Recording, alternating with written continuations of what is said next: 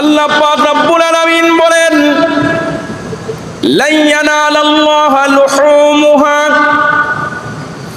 তোমরা যারা আমি আল্লাহর রাহে কুরবানি করতেছো, ওয়ালা দিমাউহা, তোমাদের এই কুরবানির পশুর গোশত এবং রক্ত আমি আল্লাহর দরবারে পৌঁছে না।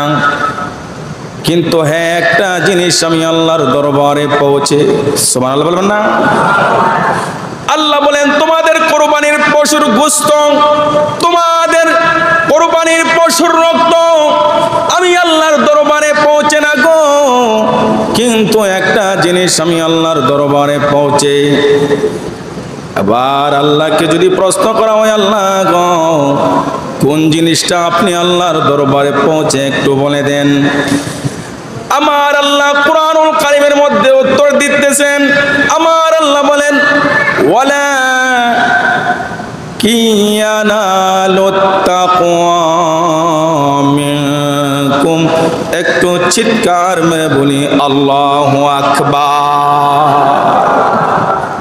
আল্লাহ বলেন, একটা জিনিস আমি আল্লাহর দরবারে পৌঁছে, এই জিনিসের নাম হলো ওয়ালা কিয়ানালুত তাকওয়া মিনকুম, আমি আল্লাহর দরবারে পৌঁছি একমাত্র তোমাদের তাকওয়া, তোমরা কোন নিয়ত নিয়ে, কোন আশা নিয়ে আমি আল্লাহর রাস্তায় কুরবানি করছো, এই তাকওয়াটা আমি আল্লাহর দরবারে পৌঁছে। জোরে জোরে বলি সুবহান। চিন্তা করেন, আল্লাহ বলেন কুরবানি দিতেছো আমি আল্লাহর নামে, গোশত খাইবা তোমরা, রক্ত আমার কোনো প্রয়োজন নাই, আমার প্রয়োজন তোমাদের তাকওয়া, তোমাদের অন্তরে কি আশা, কি আকাঙ্ক্ষা, কোন নিয়ত নিয়ে কোরবানিটা করলা, এই নিয়তটা, এই তাকওয়াটা আমি আল্লাহর দরবারে পৌঁছে। জুড়ে বলি সুবহানাল্লাহ।